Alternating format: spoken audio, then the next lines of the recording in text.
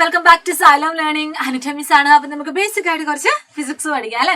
അപ്പൊ നമ്മൾ എല്ലാവരും 6 CBSE ഓരോ ചാപ്റ്റേഴ്സ് ഇങ്ങനെ അടിപൊളിയായിട്ട് കവർ ചെയ്തുകൊണ്ടിരിക്കുകയാണ്. അപ്പൊ ഇന്ന് മിസ് വന്നിരിക്കുന്നത് പ്രധാനപ്പെട്ട ചില ക്വസ്റ്റ്യൻസ് ഒക്കെ ആയിട്ടാണ്. ഏത് ചാപ്റ്ററിൽ നിന്നുള്ള ക്വസ്റ്റ്യൻസ് ആണെന്ന് അറിയാമോ? Motion and measurement of distance എന്ന് പറയുന്ന ഒരു ഇമ്പോർട്ടന്റ് ആയ ഒരു ചാപ്റ്റർ ഉണ്ട്. ഓൾറെഡി ചിലപ്പോൾ എന്റെ മക്കൾ ഇത് പഠിച്ചു കഴിഞ്ഞിട്ടുണ്ടാവും. ചില സ്കൂളുകളിൽ ഇപ്പോഴും ഇത് പഠിച്ചുകൊണ്ട്, അതായത് ഇതിന്റെയൊക്കെ ടെസ്റ്റുകളൊക്കെ നടക്കുന്ന സമയമായിരിക്കും. അപ്പൊ ഇനി ഈ ഒരു ചാപ്റ്ററിൽ നിന്ന്, അതായത് motion and measurement of distance എന്ന് പറയുന്ന ഈ ഒരു യൂണിറ്റിലെ പ്രധാനപ്പെട്ട ചില വൺ വേർഡ് ക്വസ്റ്റ്യൻസും അങ്ങനെ സിമ്പിൾ ആയിട്ടുള്ള ക്വസ്റ്റ്യൻസ് ആണ് കേട്ടോ നമ്മൾ ഇന്ന് ഡിസ്കസ് ചെയ്യാൻ പോകുന്നത്. അപ്പൊ എല്ലാ മക്കളും എന്ത് ചെയ്യുക, സ്കിപ്പ് ചെയ്യാതെ മുഴുവനായിട്ട് കാണാൻ വേണ്ടി ശ്രമിക്കുക. ഇനി ഏത് ചാപ്റ്റർ ആണ് നിങ്ങൾക്ക് വേണ്ടത് എന്ന് ജസ്റ്റ് നമ്മൾ കമന്റ് ബോക്സിൽ ഒന്ന് പറയുക കേട്ടോ. എങ്കിൽ നമുക്ക് അതുമായിട്ട് റിലേറ്റ് ചെയ്തിട്ടുള്ള കോണ്ടന്റ് വീഡിയോസ് ഒക്കെ ഇനി വരും ദിവസങ്ങളിൽ ഇടാൻ വേണ്ടി നമുക്ക് ശ്രമിക്കാം. അപ്പൊ നമ്മൾ ഒന്നാമത്തെ ചോദ്യത്തിലേക്ക് നമ്മൾ കടക്കുവാണ്.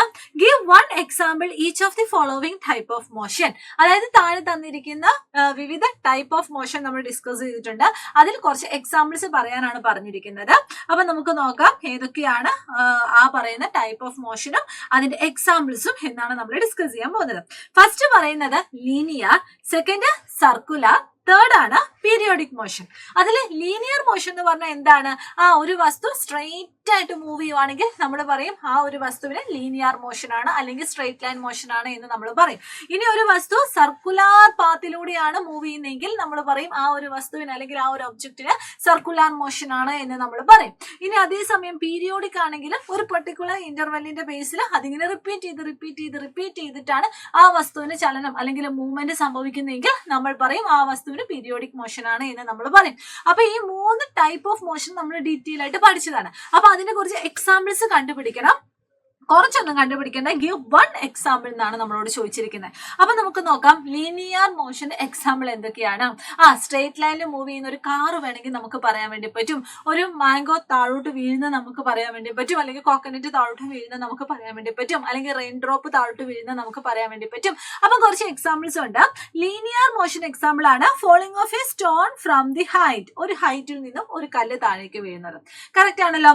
ഇനി സർക്കുലാർ മോഷൻ എക്സാമ്പിൾ എന്താണ്? Moving fan. ഒരു ഫാൻ എങ്ങനെയാണ് കറങ്ങുന്നത്? സർക്കുലാർ മോഷനിലാണ്.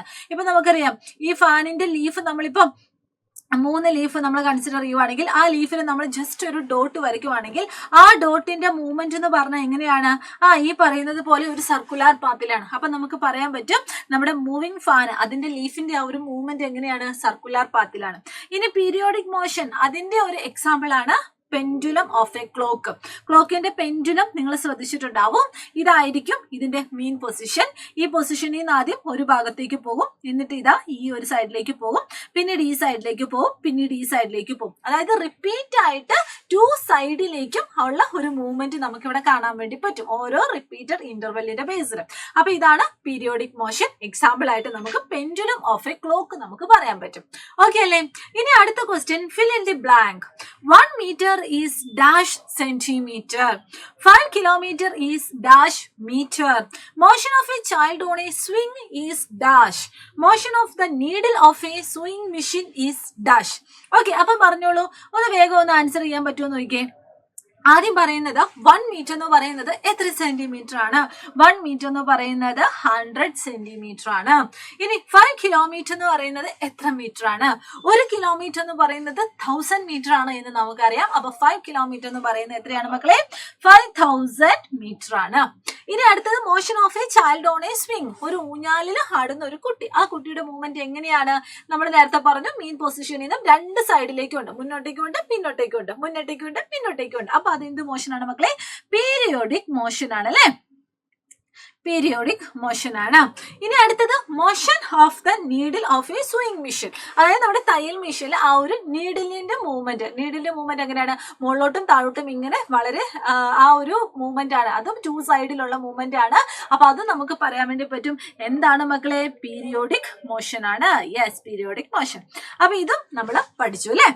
ഇനി അടുത്ത question, define the term standard unit. എന്താണ് ഈ പറയുന്ന സ്റ്റാൻഡേർഡ് യൂണിറ്റ്? നമ്മൾ പറഞ്ഞിട്ടുണ്ടായിരുന്നു പണ്ട് കാലത്ത് എല്ലാ ഈ പറയുന്ന ഓരോ മെഷർമെന്റ് നടത്തുന്നതിന് ഓരോ രീതിയായിരുന്നു അല്ലെ? ഇപ്പൊ നമുക്കിപ്പോ ലെങ്ത് അളക്കണമെങ്കിൽ തന്നെ നമുക്ക് മൾട്ടിപ്പിൾ ചോയ്സ് ഉണ്ട് ഇല്ലേ? നമ്മൾ പലതരത്തിലുള്ള സോഴ്സ് ഉപയോഗിച്ചിട്ട് പലതരത്തിലുള്ള മെഷർമെന്റ് ആയിരുന്നു നമ്മൾ നടത്തിക്കൊണ്ടിരുന്നത്.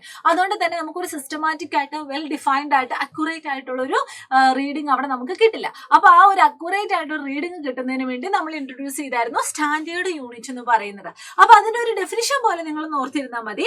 The unit that could be used everywhere as a basic unit of measurement is called standard unit. Okay, എന്താണ് the unit that could be used everywhere, എല്ലായിടത്തും നമുക്ക് യൂസ് ചെയ്യാൻ പറ്റും. എങ്ങനെയാണ്?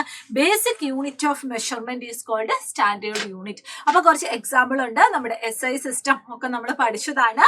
Time, length, mass, electric current, thermodynamic, temperature, amount of substance, luminous, intensity. ഇതാണ് നമ്മുടെ SI unit. അപ്പൊ ഇതിന്റെ ഒക്കെ ആ ഒരു സിമ്പിൾ എന്താണ്, അതിനെ ഡിനോട്ട് ചെയ്യുന്നത് എങ്ങനെയാണ് എന്നൊക്കെ നമ്മൾ ഡീറ്റെയിൽ ആയിട്ട് പഠിച്ചിട്ടുണ്ട്. ഇത് എന്റെ മകളുടെ ഓർമ്മയിൽ ഉണ്ടാവണം കേട്ടോ. ഇതിൽ വളരെ പ്രധാനപ്പെട്ടതാണ് ആദ്യത്തെ 3 എണ്ണം, അതായത് ടൈം, ലെങ്ത്, അതുപോലെ തന്നെ മാസം. ഇനി അടുത്ത ക്വസ്റ്റ്യൻ എന്താണ്?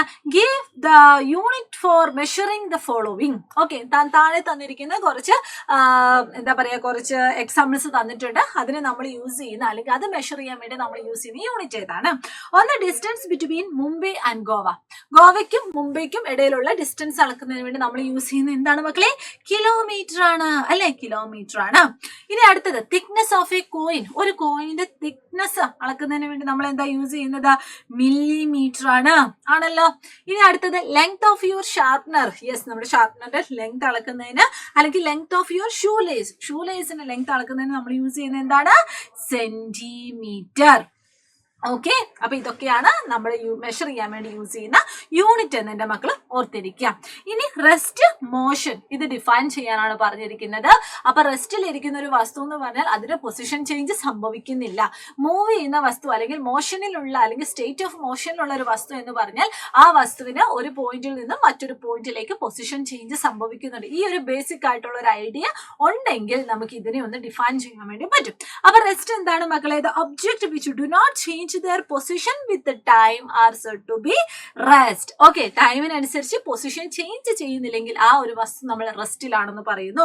The object which change their position with the time, ടൈമിനനുസരിച്ച് ആ വസ്തുവിന്റെ പൊസിഷൻ ചേഞ്ച് ചെയ്താൽ ആ വസ്തു നമ്മൾ എന്ത് പറയുന്നു? മോഷനിലാണ് എന്ന് നമ്മൾ പറയുന്നു. ഓക്കെ, അപ്പൊ ബേസിക് ആയിട്ട് നമ്മൾ അറിഞ്ഞിരിക്കേണ്ട കുറച്ച് സിമ്പിൾ ആയിട്ടുള്ള ക്വസ്റ്റ്യൻസ് ആണ്. ഇതൊക്കെ നിങ്ങൾക്ക് ഈസി ആയിരിക്കും എന്ന് മിസ് വിശ്വസിക്കുന്നു. അപ്പൊ ടഫ് ഒന്നും ആവത്തില്ല. അപ്പൊ ഇതുപോലെയുള്ള ഈ ഒരു ചാപ്റ്ററിൽ നിന്നുള്ള വേറെ ക്വസ്റ്റ്യൻസ് ആണോ നിങ്ങൾക്ക് വേണ്ടത്, അല്ലെങ്കിൽ വേറെ ചാപ്റ്ററിൽ നിന്നുള്ള ക്വസ്റ്റ്യൻസ് ആണോ വേണ്ടത് എന്ന് ജസ്റ്റ് നിങ്ങൾ എന്ത് ചെയ്യുക, നമ്മുടെ കമന്റ് ബോക്സിൽ ഒന്ന് അറിയിച്ചാൽ മതി.